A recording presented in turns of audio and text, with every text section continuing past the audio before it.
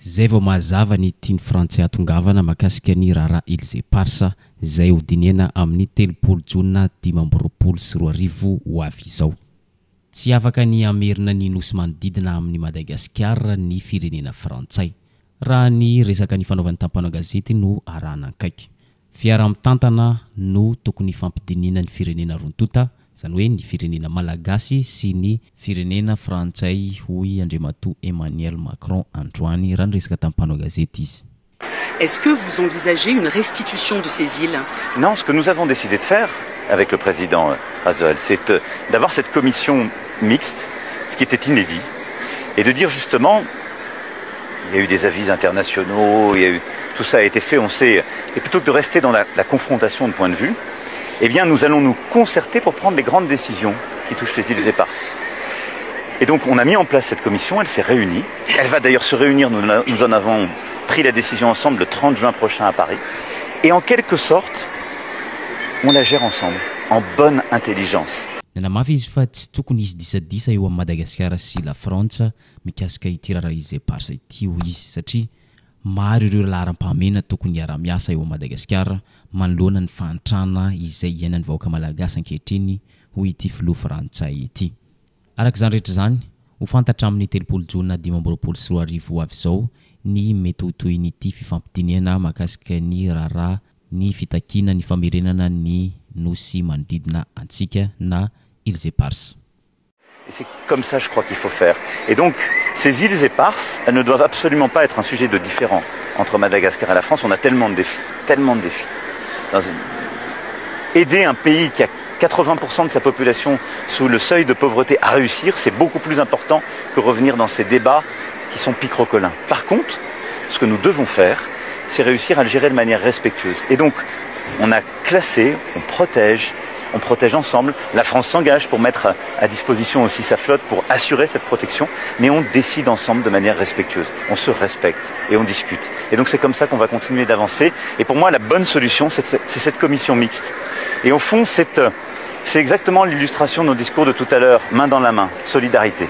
Donc Madagascar n'aura jamais la souveraineté sur ces îles éparses. Mais est-ce que vous pensez que la priorité aujourd'hui des Malagasy, c'est d'avoir la souveraineté? C'est ce que Madagascar demande. Madagascar, certains le demandent, d'autres non, il y a des désaccords. Par contre, je crois que ce que demande Madagascar, c'est d'avoir un partenaire qui les respecte. Ce que fait la France avec cette commission mixte, c'est d'avoir un partenaire qui l'aide à réussir ses vrais défis, qui sont plutôt celui de la sécurité alimentaire, de la réussite économique, de la sortie de la pauvreté, de la réussite éducative, et c'est ce qu'on fait. Il y a des résolutions des Nations Unies qui demandent à la France de restituer ces îles. Il y a des résolutions qui disent les deux choses, comme vous le savez, si vous êtes honnête et transparente. Et donc, parce qu'on a décidé justement d'avancer, nous avons considéré ensemble, nous deux, présidents souverainement élus par chacun de nos peuples, d'avancer sur cette commission mixte. Et je pense que c'est la meilleure solution. Naneo hevitra manokana manoloana ity resaka fiara-mitantana ny Ilze Parsa ity Andriamatoa Rija Rakotosanakajy. Toy izao hitantsika zao ny vokany raha maimaika loatra manao zavatra tsy ampiaverana ny mpitondrantsika hoy izy satria fisehosehoana ivelany no lehibe indrindra. Any ka sokajiny filoha frantsay ho tsy intelligent ny mpitondra malagasy.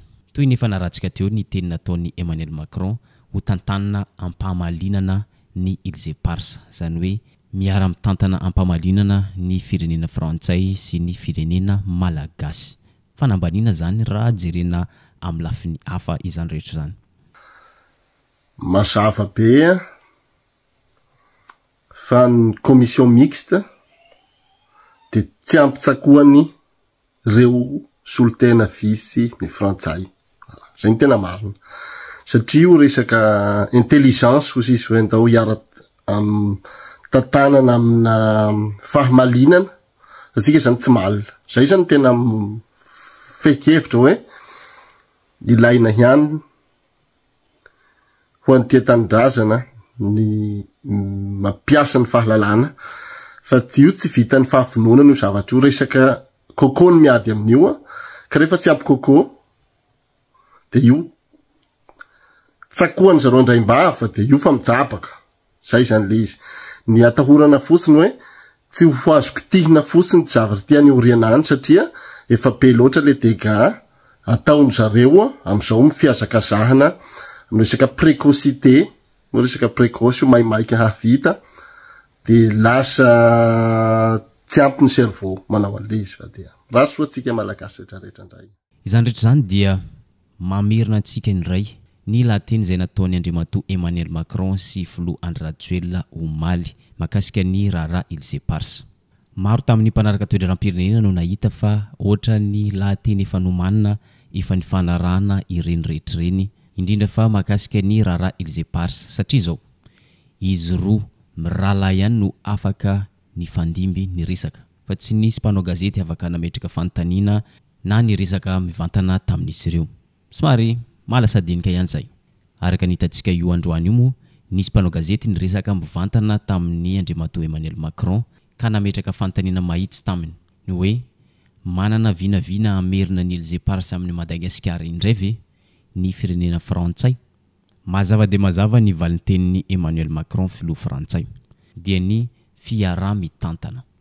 Eo anatrenzany rehetra zany ndao averitsika jerena indray ny latenin'ny filoha Andry Rajoelina sy Emmanuel Macron omaly izay eritreretin'ny ankabetsan'olona hoe lateny efa vita tany ambadimbadika tany ary efa nisy fifanarahana tany ambadimbadika tany raha ny fahitan'ny olom-pirenena azy no resahana. Ndao ary. Sur la question des îles Éparses, Madagascar et la France se sont résolus à travailler et trouver ensemble une solution sur la question. À ce titre, Monsieur le Président a rappelé que sur le sujet des îles Éparses, nous avons décidé de tenir une réunion de la commission mixte franco-malgache pour ouvrir des perspectives communes de développement et de coopération le 30 juin prochain à Paris. No resan'ny filoha Andry Rajoelina nandritra ny fitsidiana ara-panjakana izay nataon'ny filoham-pirenena Emmanuel Macron ny raharaha Ilze Pars. Zay azo sokajina anisan'ny teboka nandrasan'ny maro indrindra ho resahana mandritra nyity fitsidiana ara-pomba ofisialy izay ataon'ny filoha frantsay ity. Izany. Araka ny voalaza tao anatin'ny lahateny dia ho tanterahana amin'ny 30 volana jona ho avy izao ny fifampidiniana izay ataon'ny firenena rotota dia ny Madagasikara sy ny La France. Ny fifampidiniana makasika ny raharaha Ilze Pars na ireo nosy manodidina izay any Madagasikara. Izany rehetra zany dia iara-midinika amin'ny vomiera hitambaran'ny firenena rotota na commission mixte franco-malgache. Fifampidiniana faharoa io raha ny marina kokoa satria efa vita tamin'ny 2024 ny andiany voalohany. Ndao enotsika kely zany. Enfin, sur la question des îles Éparses, Madagascar et la France se sont résolus à travailler et trouver ensemble une solution sur la question. Et d'ailleurs, nous avons décidé d'un commun accord la tenue de la deuxième session de la commission mixte bilatérale franco-malagache sur les îles Éparses pour le 30 juin prochain à Paris. Monsieur le Président, Mesdames et Messieurs, cette visite d'État marque une étape importante dans la coopération bilatérale France-Madagascar, mais surtout dans la concrétisation des projets qui façonneront l'avenir de Madagascar. No amafisin'ny filoham-pirenena frantsay Emmanuel Macron izany ny fifampidiniana faharoa eo amin'ny firenena rotota makasika ny raharaha Ilze Pars na nosy malagasy manodidina. Izany fifampidiniana zany dia iarana amin'ny vomiera hitambarana na commission mixte franco-malgache ou filoham-pirenena frantsay Emmanuel Macron. À ce titre, Monsieur le Président a rappelé que sur le sujet des îles Éparses, nous avons décidé de tenir une réunion de la commission mixte franco-malgache pour ouvrir des perspectives communes de développement et de coopération le 30 juin prochain à Paris. Et je veux dire que depuis 2019, nous gérons avec pragmatisme ce sujet. Enfin, c'est également notre volonté au niveau régional de travailler à la sécurité alimentaire, thème que vous avez à juste titre souhaité placer au cœur de ce sommet de la COI et qui va nourrir nombre de coopérations dans toute la région. Manoloana ny resaka fifampidiniana makasika ny Ilze Pars na ny nosy manodidina dia somary nalasa saina ny mpanaraka toe-dram-pirenena ihany ny voambolana nampiasaina dia ny hoe fifampidiniana eo amin'ny firenena rotota. Raha lazaina fomba hafa dia zao ho dinihana amin'ny 30 volana jona ho avy izao ny omety fiara-miasa eo amin'ny firenena rotota makasika ny Ilze Pars na nosy manodidina izay any Madagasikara. Zany hoe tsy misy voambolana hoe famerenana amin'ny Madagasikara ny nosy manodidina fa fampidinena ny mety ho fiara-miasa eo amin'ny firenena frantsay sy firenena malagasy. Malasa saina ihany zany. naneho ny heviny manokana Andriamatoa Gérard Andrely Mirovason mpaneho hevitra politika sy mpandalina raharaha politika talay général ny fiadidina république teo aloha. Raha ny amin'ny manokana dia azo eritreretina ho normal ny réaction ny filoham-pirenena frantsay dia Emmanuel Macron mahakasika ny raharaha Ilse Pars satria maro dia maro ny zavatra mifamafao ao amin'ny firenena misy azy ireo ankehitriny. Ka azo eritreretina ho ara-dalàna raha nanapa-kevitra ny fanamafisana ny fifampidinina eo amin'ny firenena rontonta iarahana amin'ny voamiera itambarana na commission mixte franco-malgache.